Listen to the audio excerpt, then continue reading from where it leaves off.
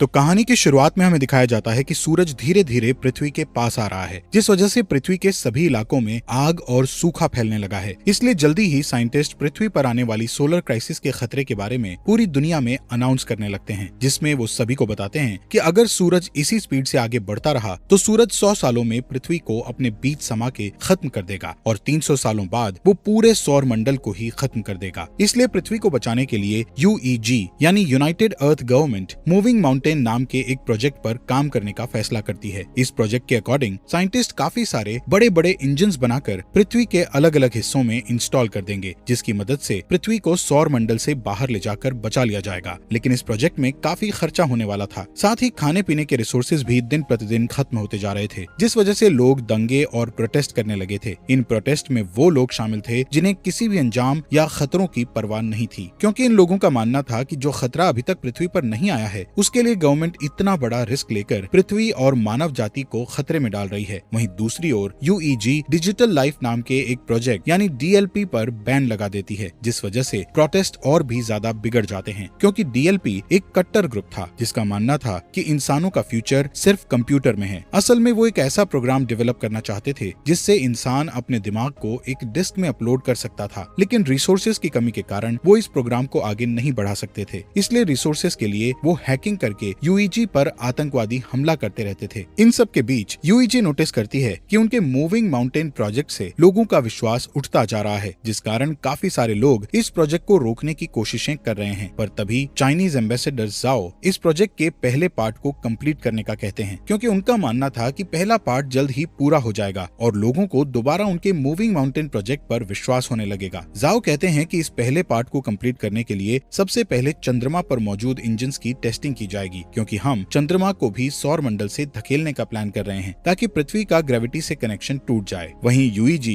इस टास्क को कंप्लीट करने के लिए कई लोगों को एस्ट्रोनॉट्स के रूप में ट्रेन करने वाली थी, इसलिए वो कुछ सोल्जर्स को बेस पर इकट्ठा करती है, जहां हम लियू नाम के एक पायलट को देखते हैं। तभी लियू देखता है कि बेस प्रोटेस्टर्स से घिरा हुआ है और गार्ड्स उन्हें रोकने की कोशिश कर रहे हैं। उसी वक्त एक प्रोटेस्टर बेस के अंदर घुस आता है, पर हैन नाम की लड़की उस आदमी को मारकर नीचे गिरा देती है। ये देखकर लियू हैन से काफी इंप्रेस होता है और उसके साथ जिंदगी गुजारने के सपने देखने लगता है। इसके बाद सभी ट्रेनीज को एक एलिवेटर में बैठकर अंतरिक्ष में भेज दिया जाता है, क्योंकि उनका पहला टेस्ट अंतरिक्ष में होने वाला था। ये अभी तक का सबसे ऊंचा एलिवेटर था। इस एलिवेटर के ऊपर जाने की स्पीड इतनी तेज थी कि कुछ ट्रेनीज बेहोश हो जाते हैं, जिस कारण वो उस स्टेशन को भी नहीं देख पाते जो कि मूविंग माउंटेन प्रोजेक्ट के लिए बनाया जा रहा था। यहाँ सभी ट्रेनीज को फाइटिंग स्किल्स सिखाते हुए फायर आर्म्स का यूज करना सिखाया जाता है। इसके अलावा उन्हें बार बार एलिवेटर से ट्रेवल करवाया जाता है ताकि उन्हें फ्यूचर में एलिवेटर से ट्रेवल करने में किसी भी तरह की परेशानी का सामना ना करना पड़े। साथ ही सभी का मेडिकल टेस्ट करके उन्हें डेली एक्सरसाइज करवाई जाती है। इस ट्रेनिंग के दौरान लियू और हैन एक दूसरे को पसंद करने लगते हैं और उन्हें प्यार हो जाता है। फिर एक दिन लियू गार्ड को सिगरेट की घूस देता है और बेस के अंदर एक गुलदस्ता ले आता है, जिसे वो हैन को देते हुए उसे प्रपोज कर देता है। इसी सुबह एस्ट्रोनॉट्स का एक नया बैच वहाँ आता है और एलिवेटर में शामिल हो जाता है। तभी अचानक से बेस में मौजूद ड्रोन्स बाहर आने लगते हैं, जिससे इंजीनियर्स को पता चलता है कि उनका सिस्टम हैक हो गया है। इसी दौरान एलिवेटर अपने शेड्यूल से पहले ऊपर जाने लगते हैं। दूसरी ओर एलिवेटर में शामिल हुए नए एस्ट्रोनॉट्स अपने कपड़े बदलने लगते हैं। तब लियू और हैन नोटिस करते हैं कि नए एस्ट्रोनॉट्स ट्रेनीज के नाम की यूनिफॉर्म पहन रहे हैं, जिससे वो समझ जाते हैं कि वो लोग कोई एस्ट्रोनॉट्स नहीं बल्कि आतंकवादी हैं। यहाँ बेस में सभी ड्रोन्स अटैक करके आग लगाने लगते हैं, जिन्हें रोकने के लिए पायलट उन पर अटैक करते हैं, लेकिन ड्रोन्स पर निशाना नहीं बना सकते थे, क्योंकि साइंटिस्ट ने सिस्टम को इस तरह बनाया था कि वो अपने ड्रोन्स पर अटैक ना कर सके। वहीं ड्रोन्स हैक हो चुके थे, इसलिए वो सिस्टम पर अटैक कर रहे थे। इस तरह अटैक करते हुए ड्रोन्स एक एलिवेटर को नीचे गिरा देते हैं। दूसरी तरफ एलिवेटर में आतंकवादी सभी ट्रेनीज से उनकी ID चुराते हैं और सभी गेट्स को बंद करके ट्रेनीज की कुर्सियों को लॉक कर देते हैं। यहाँ जो भी उन लोगों को रोकने की कोशिश करता है उन्हें बुरी तरह पीटा जाता है। इस एलिवेटर के दूसरे रूम में लियू होता है, जो कि अपनी कुर्सी छोड़ देता है और अपने चश्मे का यूज करके गेट की लॉक स्क्रीन को धूप से जलाकर गेट ओपन कर लेता है। इस गेट की दूसरी साइड जाकर लियू देखता है कि उसका एक साथी बुरी तरह घायल है, क्योंकि आतंकवादियों ने उसे बुरी तरह पीटा था। इसलिए लियू उन आतंकवादियों के पीछे जाता है और उनसे लड़ने लगता है। इस फाइट में एक आतंकवादी ऊंचाई से गिरकर मर जाता है, जिसके बाद लियू एक फायर एक्सटिंग्विशर को लेकर दूसरे आदमी का पीछा करता है। इस बीच वो आतंकवादी चोरी की गई ID से एलिवेटर को स्टेशन तक पहुंचा देता है। ठीक उसी समय ड्रोन उन पर एक मिसाइल से अटैक करते हैं। इस दौरान बेस में साइंटिस्ट 550C नाम के इंटेलिजेंट क्वांटम क्वांटम कंप्यूटर की मदद से सिस्टम को हैकर से सेफ कर लेते हैं, जिसके तुरंत बाद ड्रोन्स जमीन पर गिरकर ब्लास्ट हो जाते हैं और फिर साइंटिस्ट द्वारा एलिवेटर को वापस नीचे खींच लिया जाता है। यहाँ ल्यू अभी भी उस आतंकवादी से लड़ रहा था। तभी हैन एक मैकेनिकल हाथ की मदद से विंडो को तोड़ती है और ल्यू के पास आकर उस आतंकवादी को मारने में उसकी मदद करती है। इसके बाद हैन गुस्से में ल्यू से दोबारा फ्लावर्स मांगती है, क्योंकि इस फाइट के दौरान उसके सभी फ्लावर्स टूट चुके थे। तभी अचानक से उसका स्टेशन बेस पर गिरने लगता है, क्योंकि उस आतंकवादी ने मरने से पहले डेटोनेटर दबा दिया था। ये स्टेशन बेस पर गिरकर क्रैश हो जाता है, जिससे बेस पर मौजूद बिल्डिंग्स ब्लास्ट हो जाती है और एलिवेटर भी अचानक से जमीन पर गिर जाता है, जिससे सभी ट्रेनीज भी इस एक्सीडेंट के शिकार बन जाते हैं। हालांकि ल्यू और हैन सही सलामत होते हैं। इसी दिन न्यूज पर बताया जाता है कि इस ब्लास्ट में लगभग 3000 लोगों की जान जा चुकी है और 5 से भी ज्यादा लोग घायल हुए हैं। यूईजी के बनाए स्टेशन के क्रैश होने के कारण कई लोगों की जानें गई थी, इसलिए लोग और भी प्रोटेस्ट करने लगते हैं। इस प्रोटेस्ट में आतंकवादी हमले और दंगे भी होते हैं। सभी प्रोटेस्टर गवर्नमेंट से डीएलपी को वापस लेने की मांग कर रहे थे। यहाँ जाओ अपनी असिस्टेंट से उस स्पीच को पढ़ने के लिए कहता है जिसे उसने यूईजी के प्रोजेक्ट में विश्वास रखने के लिए लिखा था। इसी दौरान जाओ अमेरिकन एम्बेसडर के साथ बातचीत करता है और उनसे प्रोजेक्ट पर काम करने के लिए एक और मौका मांगता है। कुछ हफ्ते बाद क्रायो स्लीपिंग पॉड्स में लोगों को रखकर चंद्रमा पर भेजा जाता है, ताकि वो चंद्रमा पर जाकर इंजन्स पर काम जारी रख सकें। इस बीच हैंग्यू नाम का कंप्यूटर इंजीनियर क्रायो स्लीप से उठता है, जो कि 550A नाम के एआई और उसकी बेटी याया की एक रिकॉर्डिंग को चेक करता है। दरअसल 550A की मदद से ही याया हैंग्यू से बात करती थी। यहाँ पता चलता है कि हैंग्यू पहले डीएलपी के लिए काम करता था, लेकिन 550C तक पहुँचने के लिए वो चंद्रमा पर काम करने आया है। असल में 500C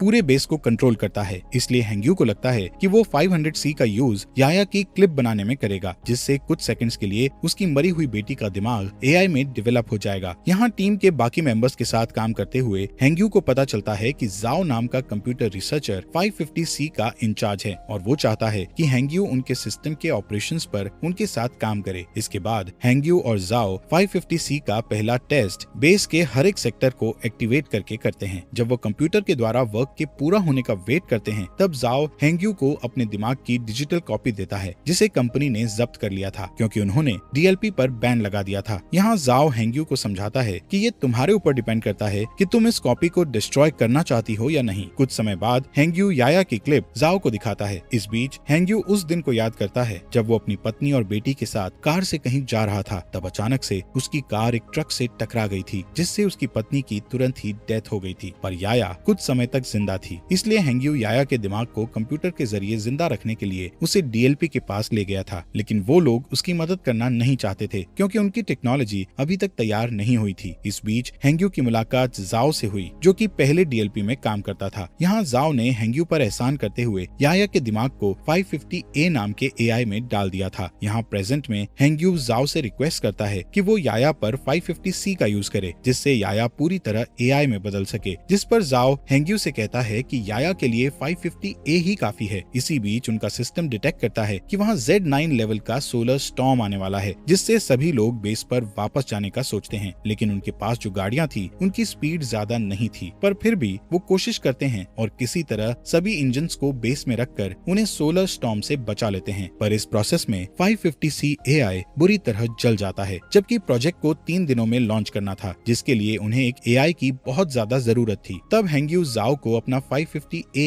एआई देने को कहता है, लेकिन इसके बदले वो फ्यूचर में 550 मॉडल्स डेवलप करने वाली टीम में खुद को शामिल करने का कहता है, जिस पर जाओ मान जाता है और हैंग्यू एआई से याया के दिमाग के डिस्क निकाल लेता है। 3 दिन के बाद टीम इंजन्स का टेस्ट करती है। तब चंद्रमा कुछ सेकंड्स के लिए अपनी जगह से थोड़ा सा शिफ्ट हो जाता है, जिसे देखकर टीम बहुत खुश हो जाती है, क्योंकि इससे साबित हो जाएगा कि 20 साल में वो पूरी तरह से चंद्रमा को पृथ्वी से दूर कर देंगे। इसके अलावा टीम की इस सफलता से पूरी दुनिया के लोगों को मूविंग माउंटेन प्रोजेक्ट पर विश्वास हो जाता है। कुछ महीने बाद वो पृथ्वी पर इंजन का टेस्ट करते हैं, जिससे सभी स्क्रीन ब्लैक हो जाती हैं और लोगों को लगता है कि उनका टेस्ट फेल हो गया है, लेकिन अचानक उन्हें फील होता है कि जमीन हिल रही है। वहीं दूसरी ओर बेस पर मौजूद एस्ट्रोनॉट्स को आसमान में एक लाइट जलती हुई दिखती है। इससे यूईजी के साइंटिस्ट प्रूव करते हैं कि पृथ्वी अपनी जगह से थोड़ी दूर पर शिफ्ट हुई है। ये जानकर पूरी दुनिया जश्न मनाने लगती है। इसी तरह कई साल बीत जाते हैं और यूईजी बहुत ही शक्तिशाली इंजन्स को बनाता है, जो कि पृथ्वी और चंद्रमा को धक्का देकर मूव करके सौर मंडल से दूर कर देगा। साथ ही इस प्रोजेक्ट का नाम अब द वेंडरिंग अर्थ रखा जाता है और 550C द्वारा कई बिल्डिंग्स को बनाया जाता है। जाता है, जिसके बाद यूईजी हर साल एक नया टेस्ट करती है जिससे उनकी थ्योरी सही साबित होती है। इस तरह लोग यूईजी के प्रोजेक्ट को पूरी तरह एक्सेप्ट कर लेते हैं, जिस कारण डीएलपी पूरी तरह से गायब हो जाता है। इसके अलावा लोगों में ये भी चर्चा होती है कि गवर्नमेंट ने जो अंडरग्राउंड सिटीज बनाई है उनके अंदर जाने के लिए लोगों को पास खरीदने होंगे। यहाँ पता चलता है कि हर साल पृथ्वी का रोटेशन धीमा हो रहा था, जिससे एक दिन में 24 घंटे की जगह 60 घंटे का सिस्टम हो गया है और ग्लोबल इंटरनेट भी अब बंद हो चुका था। साथ ही पृथ्वी पर अब बाढ़ और सोलर रेडिएशन जैसी समस्याएं लगी थी, जिससे कैंसर की बीमारी बढ़ने लगती है। इधर ल्यू और हैन शादी कर लेते हैं और उनका एक बेबी बॉय होता है। वो दोनों परेशान होते हैं क्योंकि उन्हें उनके बेटे के लिए अंडरग्राउंड सिटीज का पास नहीं मिला था। इसी बीच हैन को कैंसर हो जाता है, जिससे वो दोनों और भी परेशान हो जाते हैं। यहाँ हैंग्यू नए 500 डेवलपमेंट की हेल्प से याया के लिए एआई बनाता है, जिसे वो 550W का नाम देता है। यहाँ हमें बताया जाता है कि स्टेशन को गिरे हुए 14 साल बीत चुके हैं और अब ल्यू मेजर की पोस्ट पर आ चुका है। एक दिन ल्यू को अंतरिक्ष में भेजने के लिए उसका इंटरव्यू लिया जाता है। यहाँ 550W उसका इंटरव्यू लेता है और बताता है कि ल्यू के स्किल्स इम्प्रेसिव हैं। इसके अलावा 550W ल्यू की फैमिली में हो रही परेशानियों के बारे में भी बताता है और कहता है कि ल्यू को पृथ्वी पर रहकर अपनी फैमिली की देखभाल करनी चाहिए, जिस पर ल्यू कहता है कि मुझे अपनी फैमिली को पीछे छोड़ने का दुख है, लेकिन मुझे अपने बेटे को अंडरग्राउंड सिटी में भेजने के लिए बेस पर आकर काम करना पड़ेगा। यहाँ मिरर के दूसरी साइड प्रोजेक्ट के इंचार्ज साइंटिस्ट इस इंटरव्यू को सुन रहे थे, जिसमें हैंग्यू ल्यू की बातें सुनकर अपनी बेटी की याद करने लगता है। इसके बाद 550W बताता है कि हैन की जल्दी ही डेथ होने वाली है, जिस कारण ल्यू पूरी तरह से टूट जाएगा और स्ट्रेस टेस्ट में फेल हो जाएगा। इंटरव्यू के बाद ल्यू हैन के साथ टाइम स्पेंड करने के लिए हॉस्पिटल जाता है, जहाँ हैन कहती है मैं आखिरी बार अपने होम टाउन को देखना चाहती हूँ, पर मौसम की समस्याओं के कारण उसे होम टाउन में ले जाना बहुत मुश्किल था। इधर हैंग्यू ल्यू की बातों से इतना इमोशनल हो गया था कि वो चोरी से बेस में घुसकर याया के दिमाग को 550W से जोड़ देता है और उसे सिस्टम में देखने लगता है, जिससे वो इमोशनल होकर रोने लगता है। तभी जाओ गार्ड्स के साथ वहाँ आ जाता है और हैंग्यू को समझाने लगता है कि उसे याया की डेथ को एक्सेप्ट करना होगा, जिस पर हैंग्यू मना कर देता है और याया को पूरी तरह से 550W में अपलोड कर देता है, जिससे चंद्रमा के सिस्टम में तुरंत प्रॉब्लम आना शुरू हो जाती है और सभी इंजन्स फेल होने लगते हैं। इसके बाद गार्ड्स हैंग्यू को पकड़ लेते हैं और अपने साथ ले जाते हैं। इधर जाओ याया की डिस्क को निकालकर 550W एआई को बंद कर देता है। इस बीच ल्यू अपने पुराने दोस्तों के जरिए एक जेट उधार लेता है और हैन को उसके होम टाउन ले जाता है। कुछ ही समय में वो शंघाई सिटी में लैंड करते हैं, जो कि अब बर्फ से जमी हुई बंजर जमीन बन चुकी थी। दोनों सितारों को देखते हुए बातें करते हैं, जहाँ हैन ल्यू से कहती है कि मैं समय आने पर शान से मरना चाहती हूँ। यहाँ यूईजी के लोग हैंग्यू के द्वारा की गई सिस्टम प्रॉब्लम्स के बारे में बात करते हैं और नोटिस करते हैं कि ये उस हैकिंग की तरह ही है जो कुछ सालों पहले ड्रोन और एलिवेटर के साथ की गई थी। इसलिए सभी 550W के सिस्टम को हैक करके सही करने का सोचते हैं, लेकिन वो हर बार ब्लॉक हो जाते हैं। तभी अचानक चंद्रमा के इंजन ब्लास्ट हो जाते हैं, जिससे चंद्रमा पृथ्वी की ओर आने लगता है। दूसरी तरफ जाओ समुद्र के पास खड़ा होता है और सभी देशों के लीडर्स को एक इमरजेंसी अलर्ट सेंड करता है, क्योंकि सुनामी धीरे धीरे बढ़ रही थी जो जल्द ही जमीन से टकरा जाती है। इस इमरजेंसी के कारण ल्यू को भी वापस ड्यूटी पर बुलाया जाता है। वहीं लीडर्स पहले से ही अंडरग्राउंड सिटी को खोलना शुरू कर देते हैं ताकि वो सुनामी से लोगों की जान बचा सकें। यहाँ ल्यू के मिशन पर जाने से पहले ही हैन की डेथ हो जाती है, इसलिए उनके बेटे को हैन के पिता अंडरग्राउंड सिटी में मिल जाते हैं। इस बीच जाओ यूईजी से सपोर्ट मांगते हुए कहता है कि उन्हें पृथ्वी के सभी परमाणु हथियारों का यूज करके चंद्रमा पर अटैक करना होगा, ताकि वो चंद्रमा को पृथ्वी से टकराने से रोक सकें, जिस पर सभी देश अपने अपने हथियार सौंपने के लिए मान जाते हैं। इस बीच जाओ हैंग्यू से मिलने के लिए जेल में जाता है और उसे बताता है कि वो पृथ्वी के इंजन्स को जल्द से जल्द एक्टिव करना चाहते हैं, लेकिन इसके लिए उन्हें ग्लोबल इंटरनेट को फिर से एक्टिव करना पड़ेगा। साथ ही जाओ बताता है कि इंटरनेट का एक सर्वर पानी में डूब गया है, जिसकी केयर करने के लिए उन्हें हैंग्यू की जरूरत है, लेकिन हैंग्यू जाओ की बात नहीं मानता है। तब जाओ उसे याया के दिमाग की डिस्क दिखाकर उसे ब्लैकमेल करता है, जिससे हैंग्यू को उसकी बात माननी पड़ती है। इसके बाद हम देखते हैं कि परमाणु को ट्रांसपोर्ट करने के लिए ल्यू के साथ साथ कई पायलट को चुना जाता है। वहीं पृथ्वी पर मिसिंग इंटरनेट सर्विस की देखभाल के लिए 3 टीम्स को बीजिंग, टोक्यो